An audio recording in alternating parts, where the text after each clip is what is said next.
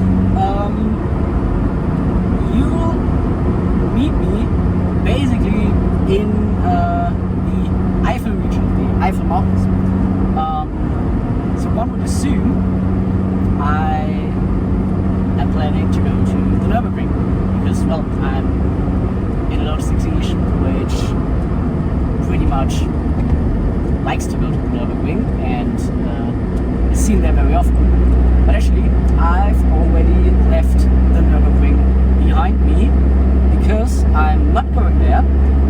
Instead, I'm doing something I wanted to do since I own this car, which is nearly 4 years at this point, but I've never managed. And that thing is, I'll be going camping. I know it sounds a little weird with this kind of car, but what do you need for camping? You need a tent, a sleeping bag, and basically that's it. And I admit, if you would want to do this with 2 people, the luggage space in this car would even be challenging for that. But as you can see, the passenger seat is empty, except for all my stuff down here, and I'm going alone. I've done this plenty of times, and most of my, not most, but many of my automotive memories have to do with taking a car and a tent and just going somewhere I like. And this somewhere I like for me today is France. I actually wanted to go to the north of France because I've been to Bretagne and Normandy, but I've never made it to properly be at the Atlantic side of the country, which is then like Bordeaux and La Rochelle. Probably both are quite south, but I want to go that way. Anyway, no matter where I wanted to go there, the weather forecast was 10 to 15 degrees and rain, which is not brilliant. So instead, I abandoned that plan, and I am on my way to the south of France now. More precisely, the finishing destination will be Le Lavandou, which is a place that maybe some German people know quite well, because there's a campground that is basically an outpost of Germany. There are so many German camping people there. It's called Camp du Domaine, and it's actually some place that my family went to a lot when I was really small, like 3-4 years old, and I want to go there again, and therefore I'm on my way there. I'm not going there today. Today we aim to reach somewhere in the Lyon region. Right now we're still have like 150 kilometers to North Sea, I think. Maybe stopping for a bit there. And I've already managed the first pit stop basically with the car. And so far, news are quite good. I've actually averaged 8.3 liters. Never managed below 10 liters with this car, but that's really good. And other than that, I've also tried to make the car a little more capable for these long-haul duties. So first things first, the good news is, even though this is quite a hardcore car, it has the usual Lotus suspension magic. So if you just look at the suspension, that's well suited to long travel. That's not a problem at all. However, there are plenty of other things that are not. One of them is, as much as I hate new stuff in cars, plenty, one thing I really like in new cars is Apple Carplay. This does not have Apple Carplay. Instead, it actually has like one of those old radios, which at least has Bluetooth, which is good.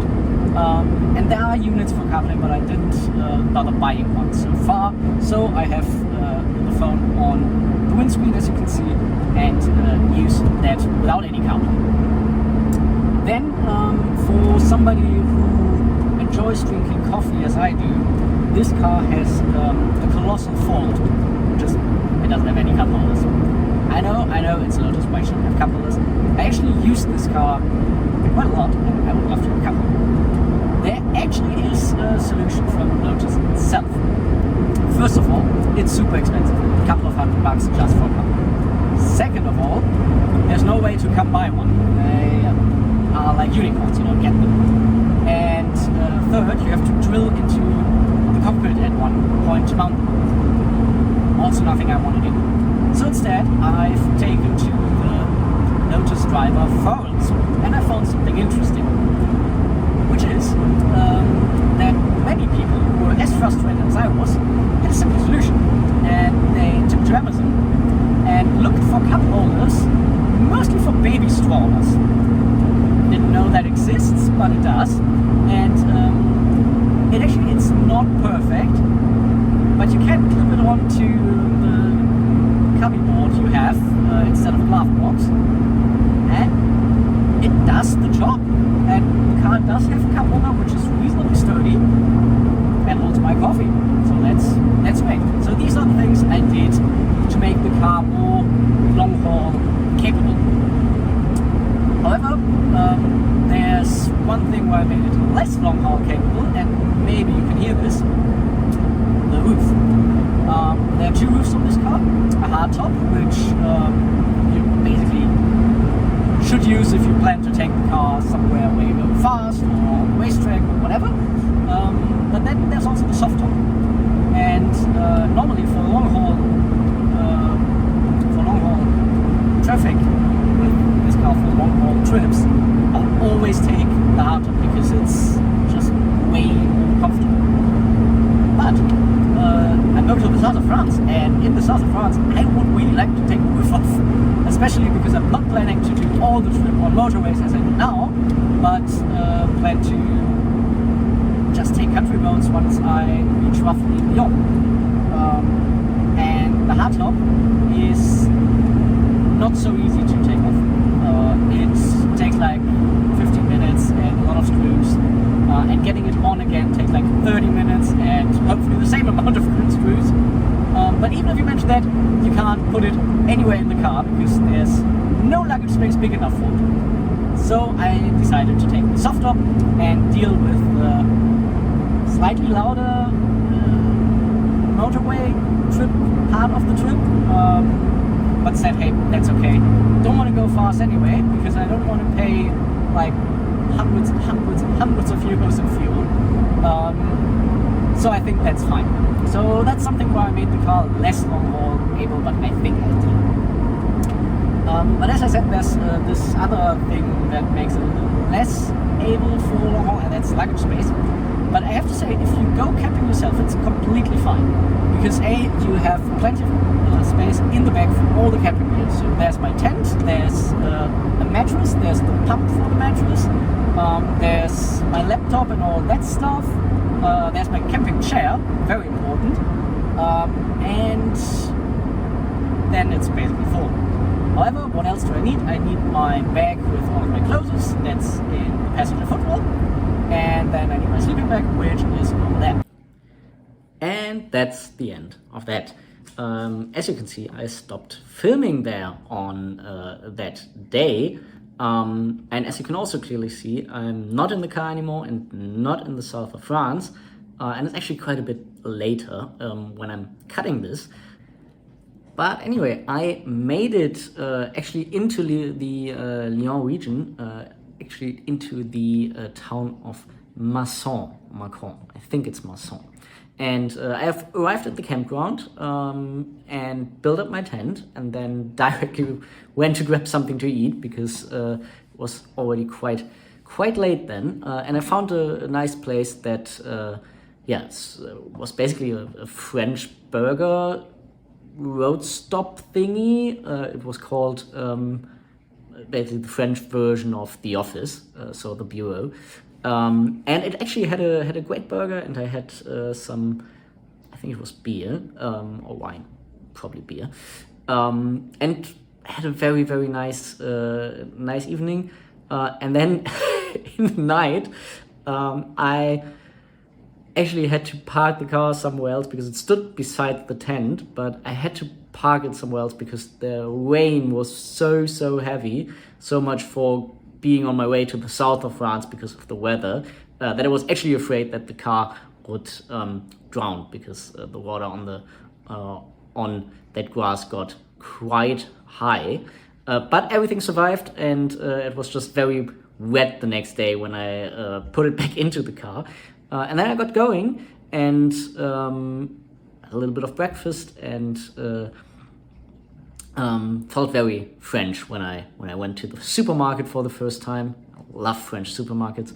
And on the next day, I drove down to actually the ocean, and there will be a video showing a little bit of basically the learnings of the first day, and then there will be plenty more videos of all the other cool stuff I've seen on the journey. Just a sneak peek, I've definitely stumbled into some things I didn't expect, and my car definitely was not the most spectacular I've seen on the trip.